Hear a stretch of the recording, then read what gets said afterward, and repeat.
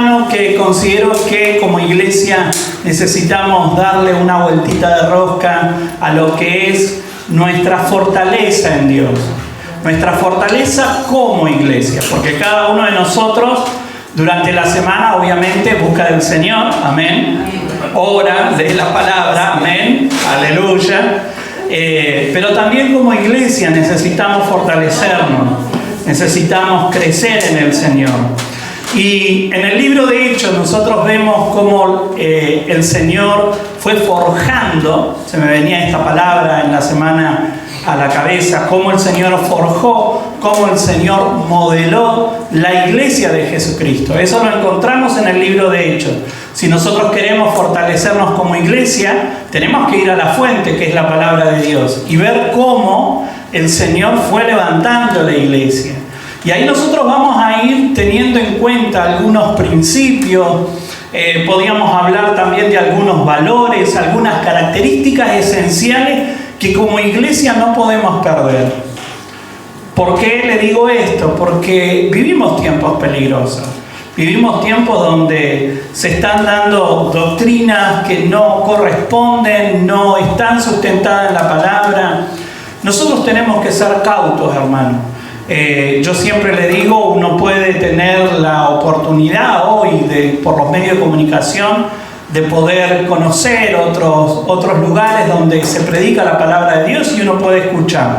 Gloria a Dios, está bien, pero siempre tenemos que ir a la palabra, a ver lo que está diciendo. Va conforme, no solamente que el texto que esté hablando tenga que ver con la palabra, sino lo que se está enseñando en particular. Porque a veces yo puedo agarrar un texto de la Biblia y lo saco de su contexto y hago un pretexto, ¿no? Entonces a veces nosotros podemos agarrar y podemos encontrar a alguien que agarra un versículo y parece que le hace decir algo maravilloso, pero en realidad está yéndose fuera de la sana doctrina. Y esto es lo peligroso de este tiempo. Por eso, hermanos, yo les digo que tenemos que volvernos a la palabra y tenemos que ver como iglesia cómo el Señor fue forjando, no fue trabajando. No fue que de la noche a la mañana la iglesia fue formada, sino que fue un proceso. Y nosotros estamos en ese proceso también. Lo que pasa es que nos encontramos en tiempos casi finales, tiempos peligrosos, que yo a veces digo, no podemos sacar esto de la ecuación, tiene que estar incluida. Amén. Entonces nosotros tenemos que ir a la palabra de Dios, como le decía, y el libro de Hechos, le invito a que abra su Biblia en el libro de Hechos. Vamos a estar viendo un momento particular de la historia de la iglesia. Y vamos a pasar de un capítulo a otro, ¿sí? Nosotros a veces hacemos mucha separación en el tema de los capítulos y como que cortamos el tema ahí, pero hay algunos temas que se continúan y pasan de un capítulo a otro, y hay algunos que quedan como separados por los títulos, pero nosotros tenemos que justamente ver qué es lo que se viene desarrollando. Entonces vamos a ir en Hechos capítulo 7, a partir del 54 al 60, que termina el capítulo 7, pero vamos a continuar la historia de lo que viene diciendo en el capítulo 8, del 1 al 5. Seguimos la lectura, dice: al oír esto, rechinaron los dientes, montaron en cólera contra él. Pero Esteban, lleno del Espíritu Santo, fijó la mirada en el cielo y vio la gloria de Dios y a Jesús de pie a la derecha de Dios. Entonces dijo: miren, veo el cielo abierto y al Hijo del Hombre de pie a la derecha de Dios. Entonces ellos se taparon los oídos con las manos y empezaron a gritar. Se lanzaron sobre él y lo sacaron de la ciudad y lo apedrearon. Los testigos falsos pusieron sus ropas a los pies de un joven que se llamaba Saulo. Mientras los apedreaban, Esteban oró y el Señor recibe mi espíritu. Cayó de rodillas gritando: Señor, no los culpe por este pecado. Dicho esto, murió.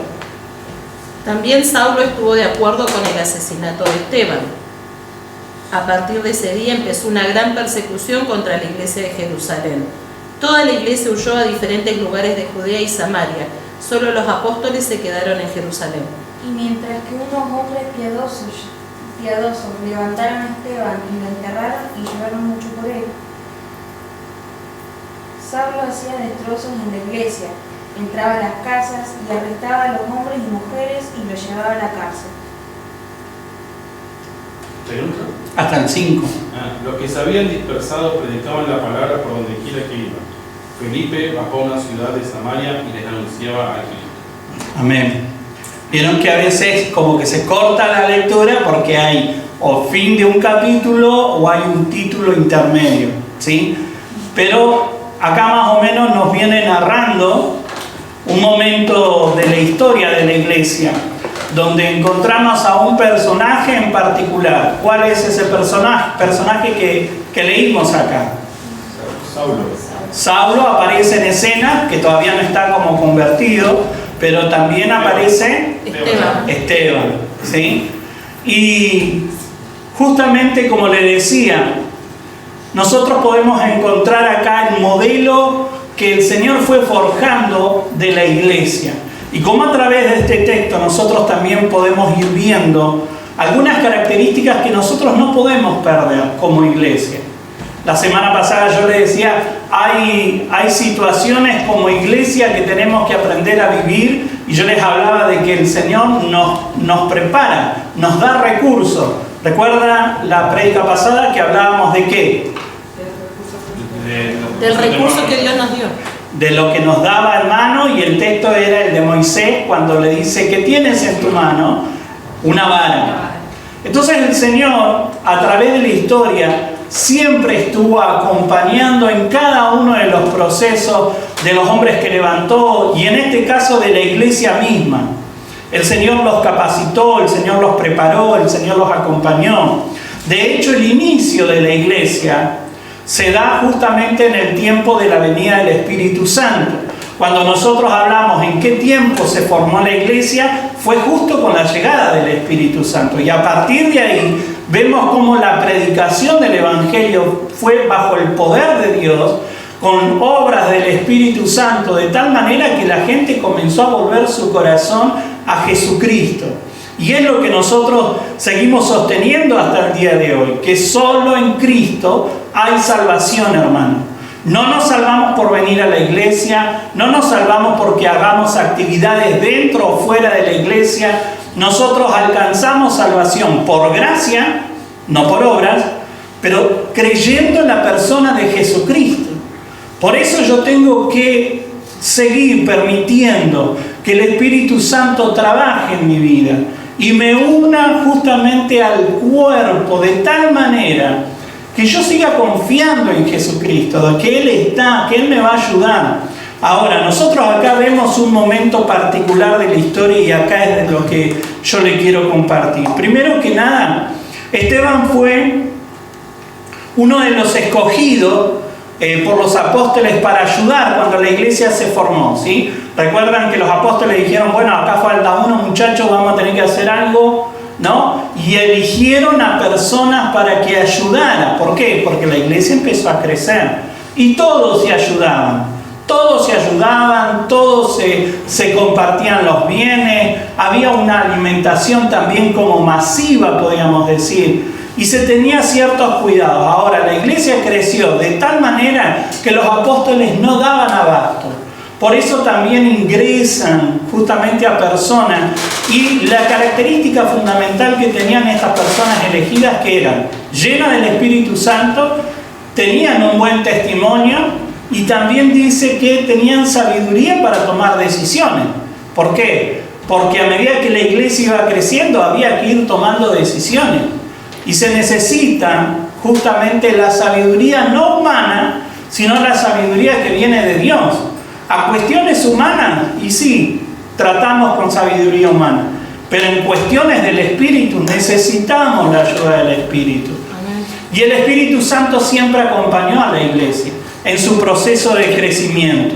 Como le decía, Esteban fue uno de estos elegidos, lleno del Espíritu Santo, con buen testimonio, sabiduría para tomar decisiones. Ahora, La caridad fue algo que caracterizó a la iglesia primitiva. Y cuando hablo caridad son las buenas obras en favor, primeramente a los de la familia de la fe, dice Pablo. Entonces la iglesia se movía en favor de la iglesia, pero seguía predicando para que fueran añadidos. Una cosa no resta a la otra. Nosotros como iglesia nos tenemos que aprender a ayudar. No es como que vamos Cintia, no baje los brazos, vamos Magdalena, seguimos marchando, nos animamos mutuamente, pero a la vez tenemos que continuar la predicación para que la iglesia siga creciendo.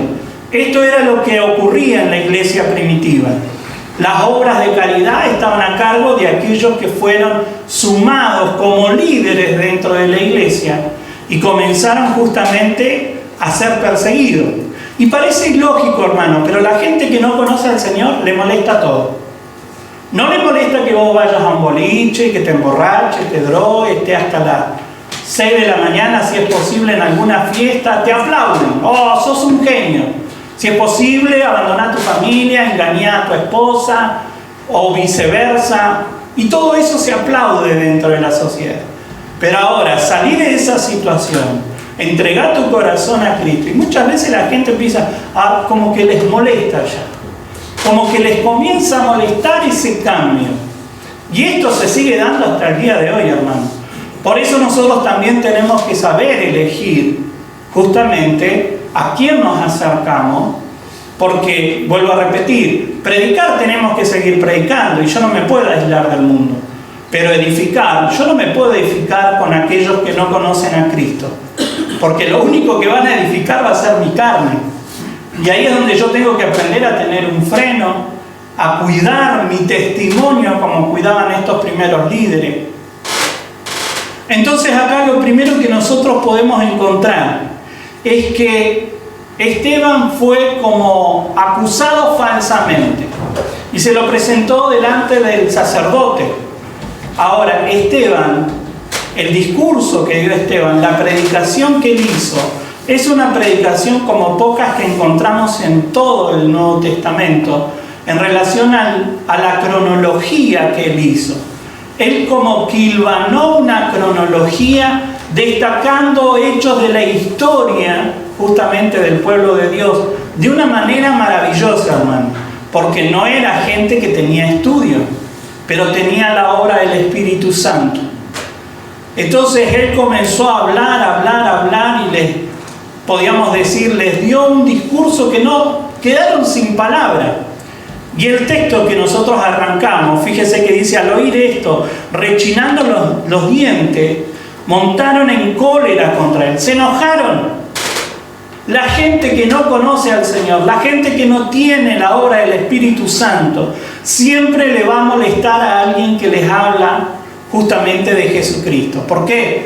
Porque se transforma en la conciencia visible.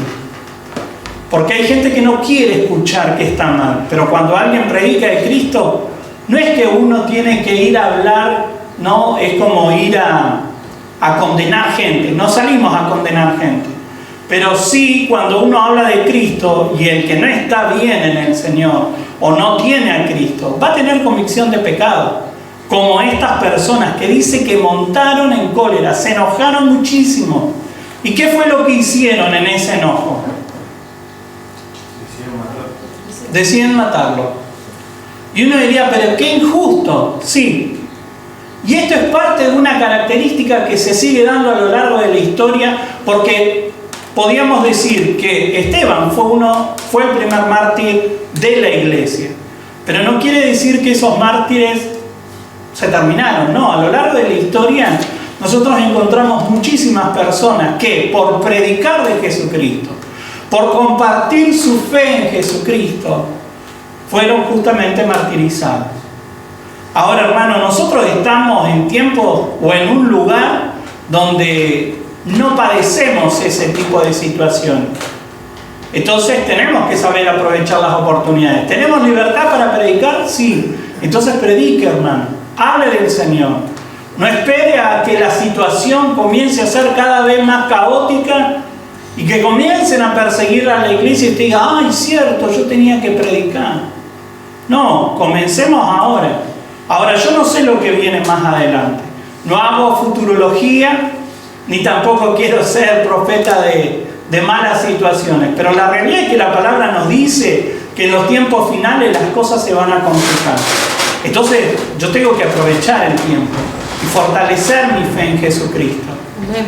Y comenzar a hablar de Jesucristo abiertamente, como lo hizo Esteban. Tal vez no llegamos al martirio, pero puede ser que nos toque pasar una situación no tan agradable donde nos rechacen.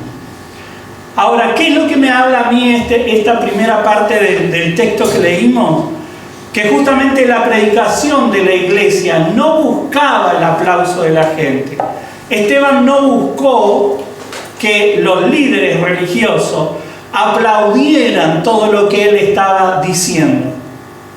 Y yo creo que este es un tiempo donde nosotros tenemos que tener esto como muy presente. ¿Por qué? Porque al momento de predicar, hermanos, no espere que lo aplauden. Ahora, acá es donde vemos el tiempo peligroso, que tal vez usted no va a ver una amenaza, pero sí puede ver el hecho de que muchos predican para que le aplaudan. Y mucha gente está dispuesta a decir o a predicar de tal manera, o decir cosas como muy livianas, para no ir al choque. Pero esto no es lo que me muestra la palabra. La palabra me muestra de que la iglesia no buscaba el aplauso cuando predicaba la palabra de Dios. De hecho, Esteban es como que le tocó una situación sumamente difícil. Y nosotros tenemos que tener presente esto. Tenemos que aprender a guardar el corazón y entender de que los tiempos se van a comenzar a poner más difíciles. Entonces tengo que aprovechar las oportunidades. Tengo que aprovechar las oportunidades. Y que no le extrañe, hermano, que tal vez alguno o se le ría o tal vez lo rechace. Pero así como va a haber personas que no van a querer, otras van a aceptar el mensaje de Jesucristo. Y eso es lo que nos tiene que sostener. Que nosotros no buscamos el aplauso, no buscamos el agradar a la persona. Nosotros buscamos agradar a Dios. Nosotros buscamos que el Señor se glorifique en todo lo que hagamos. Y esto está relacionado con la predicación. Como le decía, el discurso de Esteban no solo fue un discurso bien elaborado, sino que fue una predicación ungida. Por eso también, hermanos, esto de no buscar el aplauso tiene que ver con la búsqueda personal. El buscar que el Señor unja nuestras palabras. Al momento de hablar, al momento de predicar, que yo no vaya como con la palabra, permítame decirlo así, como si fuera un machete para cortar cabeza. Porque no salimos a eso, no llevamos el mensaje para dañar. Nosotros llevamos el mensaje para que conozcan de Cristo. Ahora, estando dentro de la iglesia, y sí, nosotros necesitamos madurar y crecer. Y a veces tenemos que escuchar la palabra de Dios apegada con el sentido que la palabra tiene, hoy más que nunca, para poder ser edificados. Y en ese crecimiento quizás sí, yo lo puedo entender, hermano, porque el crecimiento implica a veces tomar decisiones que no nos gustan. Pero tenemos que crecer en Dios. Esteban predicó bajo la unción del Espíritu Santo. Esteban predicó lleno del Espíritu Santo. Y yo a veces me pregunto, hermano, ¿qué idea nos hacemos en relación a la predicación ungida? Porque a veces llevamos estas frases que utilizamos o esta jerga que nosotros tenemos dentro de la iglesia, una predicación ungida, una predicación de racataca y de estremecernos y de que la gente caiga o que la gente llore, y a veces hasta buscamos una reacción. Y la realidad, hermano, es que la obra es del Espíritu Santo. Yo tengo que predicar la palabra conforme a lo que la palabra quiere decir, y el resto se encarga el Señor. La obra no la hago yo, la obra la hace el Espíritu Santo. Ahora sí, yo tengo que creer que la palabra tiene poder. Eso es predicar bajo la unción, creer que lo que estoy predicando, lo que estoy hablando, va a ser un efecto en el corazón de la gente. Ahora, es un 50 y un 50 en este momento. ¿Por qué? Porque, hermano, yo me preparé y uno se prepara y uno busca de Dios y uno recibe la palabra de Dios, pero también hay un 50 de parte suya que es la apertura del corazón. Porque ahí no hay vuelta, hermano. Si usted no está dispuesto a escuchar y usted viene y se lleva un buen discurso, permítame decirlo, pero no va a haber un cambio en el corazón. Recuerda que Jesucristo, cuando fue a su pueblo, la palabra nos enseña de que no hubo muchos milagros. ¿Y cuál fue la razón? Que no creían en No creían, decían, pero si este es el hijo del carpintero, de Nazaret puede salir algo bueno, de ahí, de ese lugarcito, miralo, si no te acordás de él, del hijo del borrachito, mirá que ahora va a andar predicando. Y a veces tiene que ver con la apertura del corazón. Por eso, hermano, yo le digo que tiene que ver con un 50 y un 50. Por medio de las alabanzas, la adoración, ¿qué es lo que nosotros apuntamos? A que usted pueda justamente comenzar a meterse en la presencia de Dios y usted decida abrir su corazón. Yo, hermano, puedo prepararme en la voz y traer el último hit, ¿no? de las iglesias cristianas y cantar y hacer, ¿no? Luces de colores, humo, le tiro a un escenario y lleno de músicos, todo. Pero si usted no abre el corazón, hermano, es un show, nada más. Es un show. Podemos traer, no sé, iba a decir Pavarotti, ya no está. No sé, ¿a quién se le ocurre a usted?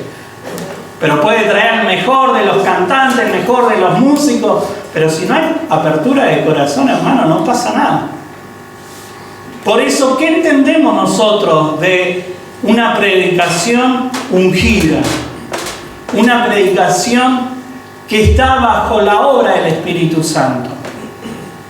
Tenemos que aprender a entender la palabra y también a saber manejar bien el lenguaje que nosotros entendemos dentro de la iglesia. Amén. Esta predicación les mostró la realidad de sus corazones. Por eso se enojaron tanto. Porque la palabra de Dios, hermanos, actúa como una especie de espejo, dice Santiago. Amén. Santiago dice que la palabra es como un espejo donde vos te mirás y te reflejás. Y si vos ves que algo no está bien, ¿qué es lo que haces? Lo cambiás. Ahora, hermanos, seamos honestos. Hay gente que en la mañana se mira al espejo y le da lo mismo. Sale con la almohada acá pegada así.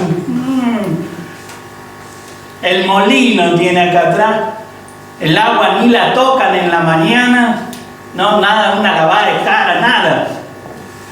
Entonces, hay gente que se mira en la palabra, pero que después no hace nada con eso. Ahora, yo tengo que mirarme en la palabra y escuchar la palabra y dejar que la palabra llegue a mi corazón. Amén. Cuando yo tengo apertura, el Espíritu Santo va a comenzar a tratarme y voy a comenzar a tener convicción y voy a tener arrepentimiento genuino, que va más allá de que si lloro o no lloro, si canto después o grito o me muevo y me sacudo. ¿Genuino en qué sentido? Que después yo voy a hacer algo, voy a tomar decisiones de cambio, voy a tomar una decisión de cambio. Esto hace el Espíritu Santo. Esto es lo que hace en mi corazón. Ahora, a lo largo de la historia nosotros vemos que el Espíritu Santo y la predicación bajo la obra del Espíritu Santo hace dos cosas: abre el corazón de la gente o lo cierra, porque la gente no quiere escuchar. No hay vuelta, no hay vuelta. Hay gente que viene, está, escucha, muy bonito, ¿no? Muy linda la predicación, me dice, y después se vuelven a su casa. No hay un cambio, cero cambio, nada. Pero no es lo que Dios desea. Dios desea que nosotros tengamos una apertura para que haya un cambio. y para que dejemos que el Espíritu Santo trate con nuestra vida. Ahora, hermanos, cada uno de nosotros tiene diferentes tiempos y eso yo lo entiendo, pero tiene que ir un marchar cambiando el corazón. Amén. Y algunos pueden reaccionar de esta manera extrema, como le decía, como reaccionaron estas personas que tomaron la decisión de matarlo a Esteban, ¿no? Que parece, uno lo lee y dice, qué locura esto, ¿no? Bueno, pero pasa en un montón de partes en el mundo. Quizás nosotros no estamos enterados, pero hay en muchos lugares donde justamente sigue habiendo martirio de cristianos que confiesan su fe y mueren. Y mueren por su fe. Por eso nosotros tenemos que también pensar hasta dónde yo estoy dispuesto a llegar. Porque tal vez me gusta esto de la iglesia y que cantemos y somos una gran familia y nos saludamos y estamos todos bien, pero hasta dónde estamos dispuestos. Cuando llega el momento del sufrimiento, ¿lo atravesamos tomados de la mano de Dios o ya nos enojamos? Y ya le soltamos la mano a Dios porque Dios no me ayudó. ¿Qué hubiera hecho Esteban? Esteban dice que se mantuvo en sus convicciones hasta el final. Y qué tremendo, hermanos, porque Esteban, en ese momento más crítico, que fue pasar por el martirio, dice que vio los cielos abiertos. Y dice que no solamente tuvo esa experiencia de poder ver al Señor, sino que tuvo la misma actitud que Jesucristo. Dijo, Señor, no le tengas en cuenta este pecado. No saben lo que están haciendo. Por eso, hermanos, yo le digo que son características que hoy las tenemos que tener presentes. Tenemos que tratar de identificarla y decir, bueno, ayúdame, Dios. Porque tal vez estoy lejos de eso. Pero por lo menos ayúdame, Señor, a tenerlo presente. ¿Por qué? Porque tal vez nosotros, en nuestros tiempos modernos, cuando no nos aceptan el Señor, lo mandamos al infierno. Llévatelo, Señor. Que sienta el fuego del infierno. Y algunos hasta se puede ir a las manos, ¿no? Ha pasado en más de una liberación que alguno termina yéndose a las manos tratando de expulsar demonios. Por eso, hermanos, yo tengo que comprender la palabra de Dios y entender que el Señor siempre me va a acompañar, aún en las situaciones más difíciles, en las situaciones más extremas. Mi pregunta es, ¿estamos preparados para eso? ¿O somos solo buscadores de aplauso? Y fíjense que después, en el capítulo 8, muere Esteban y la palabra dice, y Saulo estaba allí. Aparece en escena otro personaje. Aparece en escena justamente un Pablo que todavía no estaba convertido, un Saulo, ¿no? Un Saulo que estaba aceptando este martirio y diciendo, sí, denle una piedra más. Ahí cabe una piedra más, vamos a tirarle otra. Asentando, sí, que muera, ¿no? Aparece en escena. Pero Dios comienza a tratar con este Pablo. Y eso es lo interesante. Entender que aún este perseguidor de la iglesia tuvo la oportunidad de encontrarse con Cristo. Por eso, hermano, no condenemos a la gente al infierno, porque no sabemos la vuelta de la vida y cómo va a terminar, ¿no?, la historia final. Y tal vez hoy, aquel que vos estás condenando a muerte, quizás, no públicamente, tal vez en el corazón nada más y en el pensamiento, para que nadie me diga nada, pero tal vez vos condenándolo, mañana está alabando al Señor al lado tuyo. Porque no sabemos las vueltas que hace el Señor y qué es lo que Él quiere hacer con cada persona. Pero bueno, acá nosotros vemos justamente cómo la iglesia de Jesucristo aprendió a seguir marchando o avanzando en medio de la oposición. Por eso la oposición a nosotros no nos tiene que asustar. La oposición, las situaciones difíciles, las situaciones adversas, hermano, es parte del crecimiento de la iglesia. Nosotros hoy tenemos un concepto, permítame decirlo, tan errado de algunos temas. Porque en cuanto vemos que pasa algo en la iglesia, viste, el pastor, flojito. Los líderes, flojitos están. Falta oración ahí, ¿no? Flojitos los hermanos, así. Y la realidad, hermano, es que Dios trabaja con nuestra vida. Dios va trabajando y las situaciones adversas son parte, digamos, de lo que Dios hace con la iglesia. ¿Por qué? Porque justamente la iglesia empezó a ser perseguida, dice. Ahora, si nosotros prestamos atención, en un primer momento la iglesia, ¿qué es lo que hizo? Comenzó a conocer de Jesucristo y se empezaron a juntar, a tratar de vivir en comunidad. Es como, permítame usar la palabra, se amucharon, ¿no? Es como que querían estar todos juntos, ¿no? El pequeño pueblo muy feliz. Y estamos todos, y a alguien hasta tal vez se le ocurrió, ¿y si hacemos un barrio cristiano? Ah, barrio Dimensión de Dios, ¿eh? Así que los lotes ya están en venta, hermano. El que quiera, nos vamos a vivir todos juntos. La iglesia quiso un poco esto. Ahora, no era algo malo. La palabra no dice que era algo malo, pero no era el plan de Dios. ¿Por qué? Porque ¿qué dijo el Señor antes de irse? Pero recibiréis poder cuando haya venido sobre vosotros el Espíritu Santo, y me seréis en Jerusalén, en Judea, y fíjense, es como que va marchando, en Samaria y hasta lo último de la tierra. El objetivo de Dios, ¿qué era? Que la iglesia creciera. Pero ¿y cuál fue la primera intención buena que tuvo la iglesia? Vuelvo a repetir, no estoy hablando de pecado, estoy hablando de buena intención que tuvo, pero que no era plan de Dios. La iglesia quería permanecer toda junta. Por eso el Señor permitió la persecución. Fue la mejor manera de que la iglesia se dispersara, y ahí comenzó el verdadero avivamiento de llevar la palabra de Dios hasta lo último de la tierra. Y gracias que el Señor permitió esto, hoy nosotros podemos conocer de Cristo. Imagínense que cruzó el Atlántico para que llegue la palabra de Dios. El Señor siguió trabajando en la iglesia. Y esto es parte de nuestra identidad, podríamos decir. Por eso no nos tiene que asustar, ni nos tiene que preocupar. No nos tiene que llevar nuestro tiempo o la paz del corazón que pasan situaciones difíciles. No, hermano, es parte de nuestro crecimiento.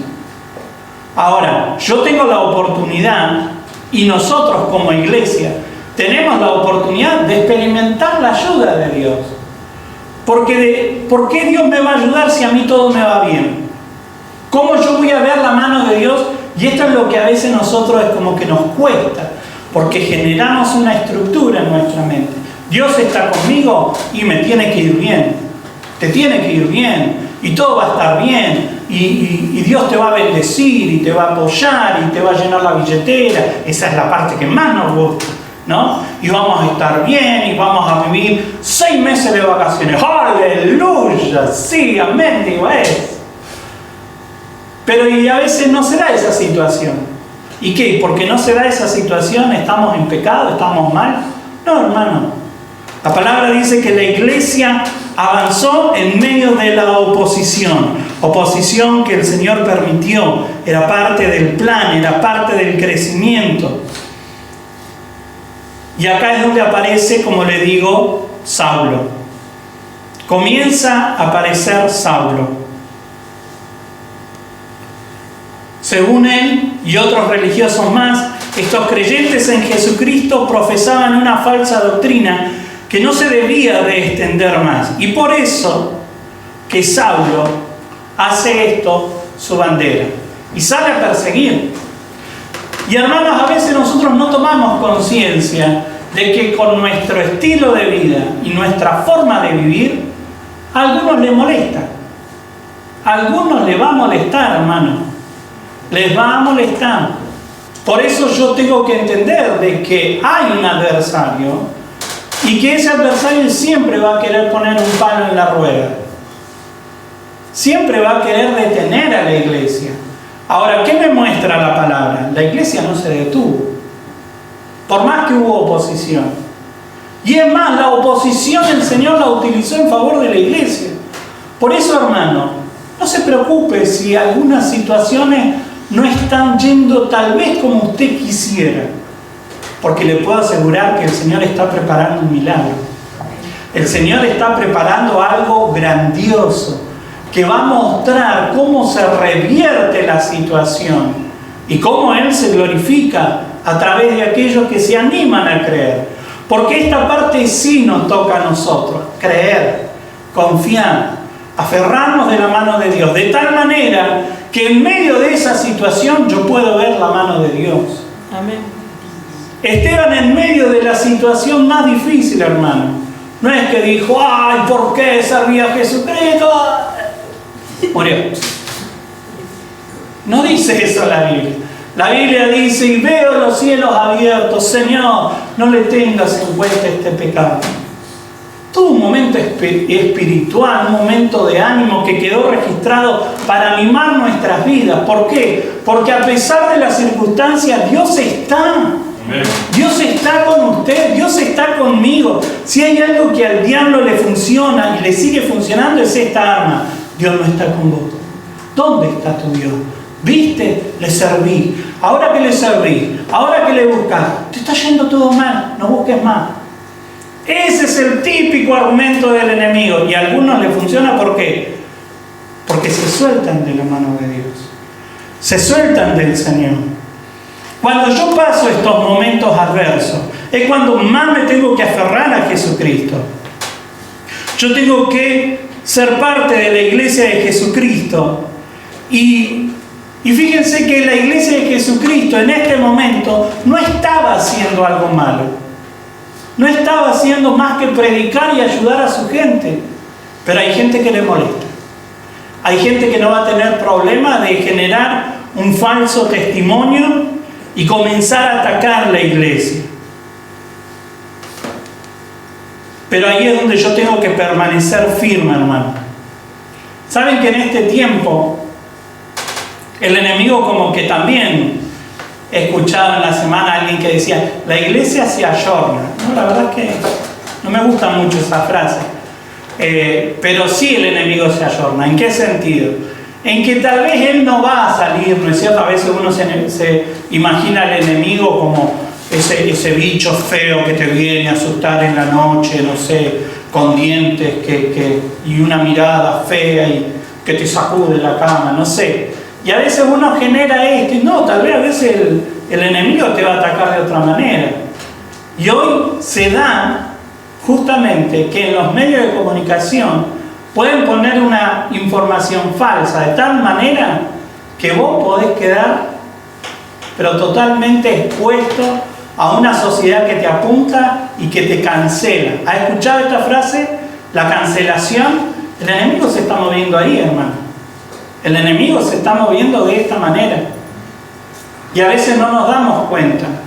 Y pensamos que es un terreno espiritual y que tiene que ver con gente que justamente sale a hacer trabajo y cosas. Pero a veces el enemigo se diversifica y comienza a trabajar su operación de una manera muy sutil. Por eso, hermanos, tenemos que tener cuidado. Por eso hoy, justamente, las redes de comunicación pueden terminar siendo un arma de doble filo.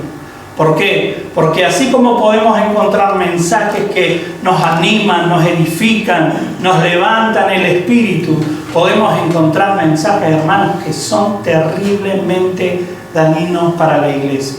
Porque confunden, porque perturban, porque llevan a la división, llevan aún, hermano, a que gente como que traslade la guerra espiritual al terreno de lo natural, ¿no?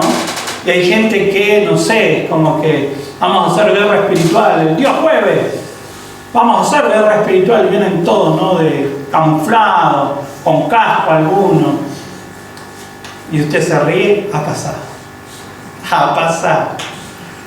Gente tirando sillas por la ventana porque estaban guerreando y apareció un espíritu que los estaba vigilando.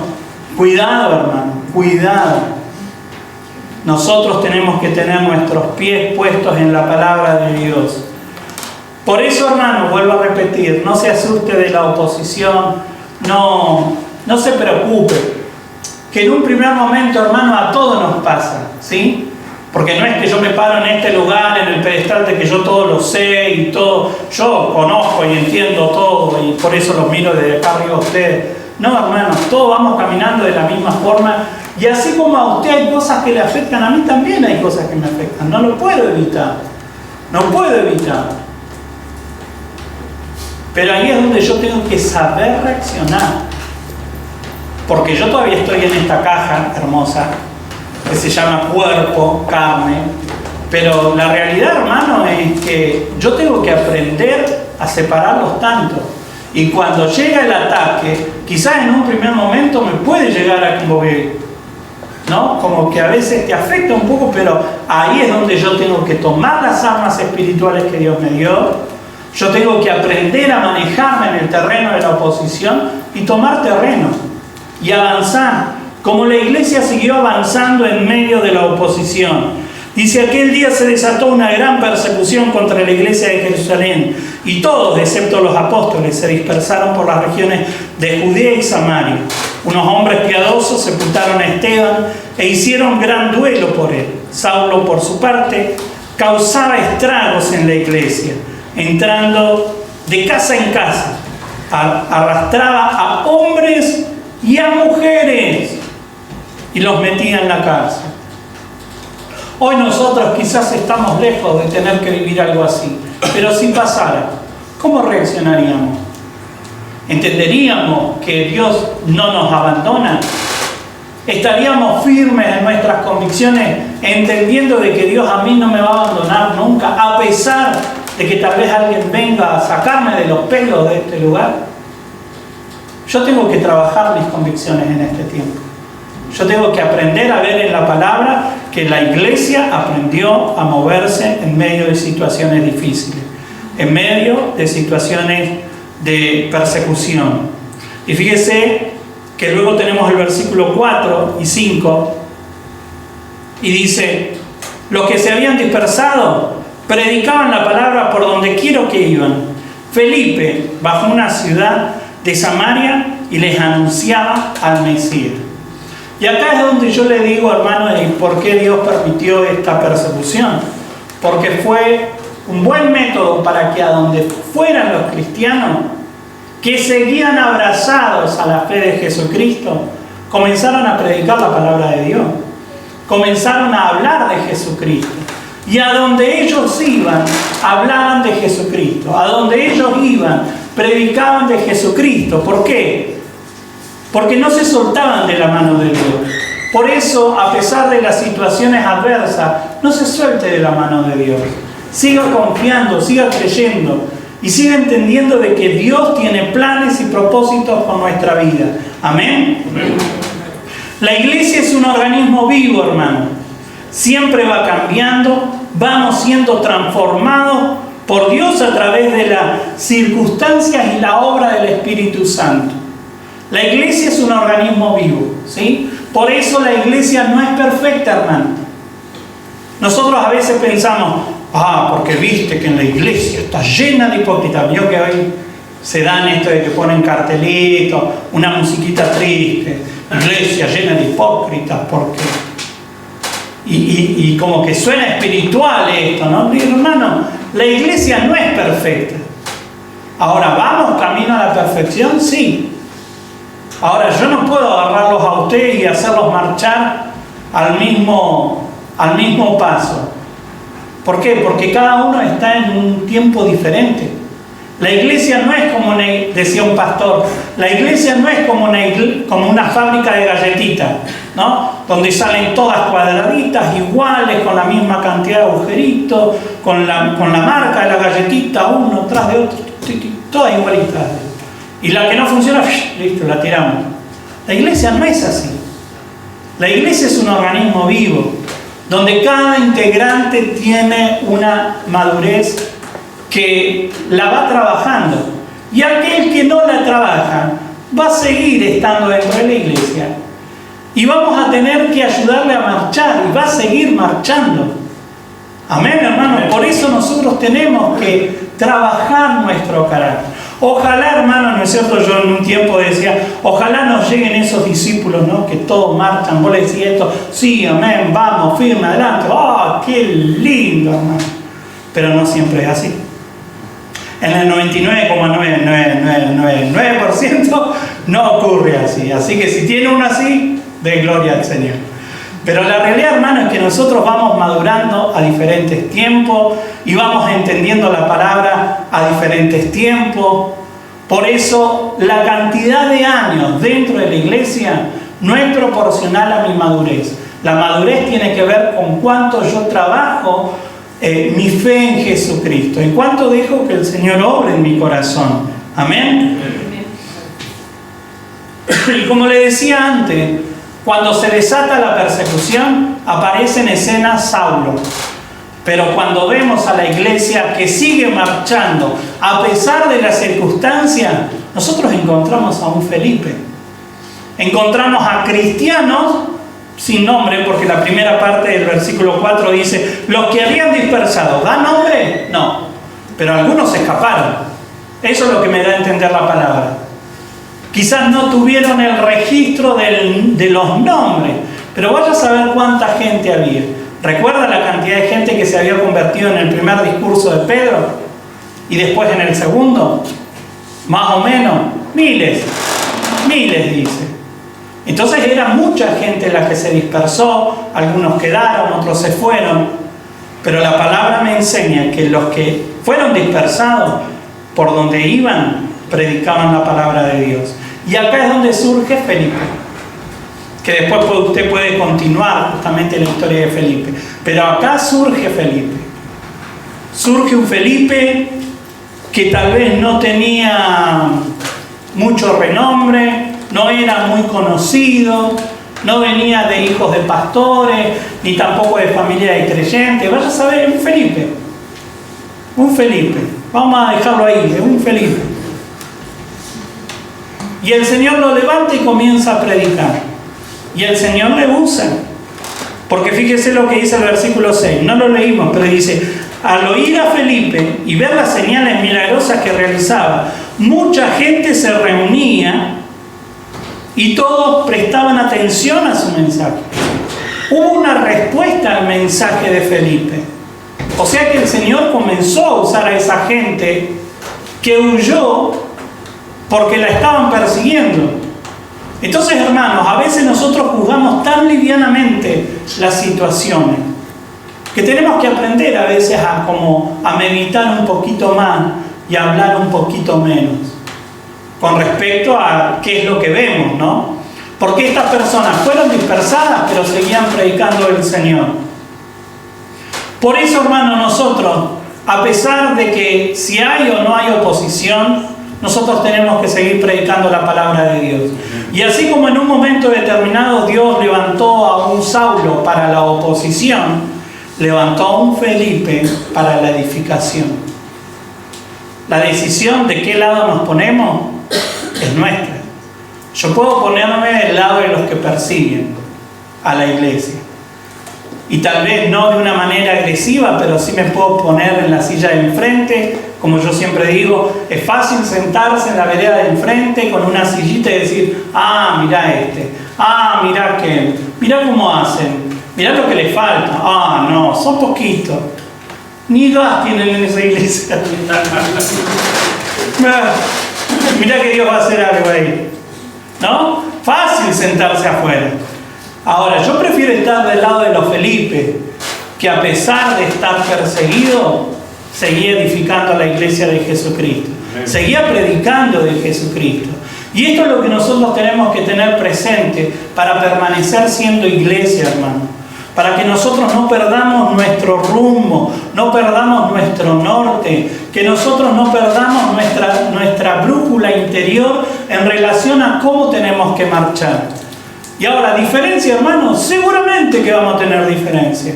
Seguramente que vamos a tener diferencia. ¿Por qué? Porque la iglesia es un organismo vivo.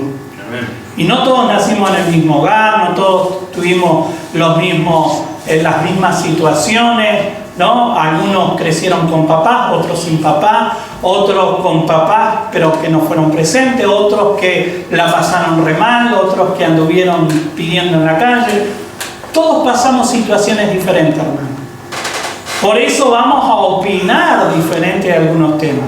Ahora, ¿dónde nosotros llegamos a nuestro punto de encuentro? Acá, en la palabra. Por eso yo tengo que tener presente la palabra de Dios, tengo que conocerla, tengo que animarme a dejar que el Espíritu Santo siga trabajando en mi corazón. Las situaciones difíciles a veces son necesarias justamente para que trabajen nuestras convicciones, para que nosotros podamos trabajar nuestras convicciones internas. Algunos quizás las situaciones adversas es como que ya siguen marchando, ¿no? Recuerdo una hermana en Cristo que decía, y en ese tiempo yo no era pastor, así que decía, y hermano, nosotros somos lechuza cascoteada, seguimos adelante igual. No sé si alguna vez vi una lechuza que le tira piedra y le puede pegar igual, queda ahí, firme igual, no se va a espantar. Y a veces podemos llegar hasta pasar por situaciones que nos apedrean, no la gente, sino las situaciones. Pero nosotros tenemos que seguir marchando en Dios. Amén. Como le decía, podríamos seguir nosotros predicando si las cosas están cuesta arriba, o aún si estuviera en riesgo nuestra vida. ¿Seguiríamos predicando? Felipe tuvo convicciones de tal manera trabajadas que él, a pesar de haber sido perseguido, seguía predicando de Cristo. Y estas sí, hermanos, yo creo que son características que como iglesia no podemos perder, no las podemos dejar pasar. Por eso, hermanos, yo le animo en este tiempo que lea la palabra, que busque la palabra, que se anime a dejar que la palabra trabaje en el interior, trabaje en el corazón, y que podamos crecer como iglesia. Amén. Amén. Que podamos seguir marchando y creciendo en el Señor. Le invito a que se ponga de pie y que podamos orar juntos.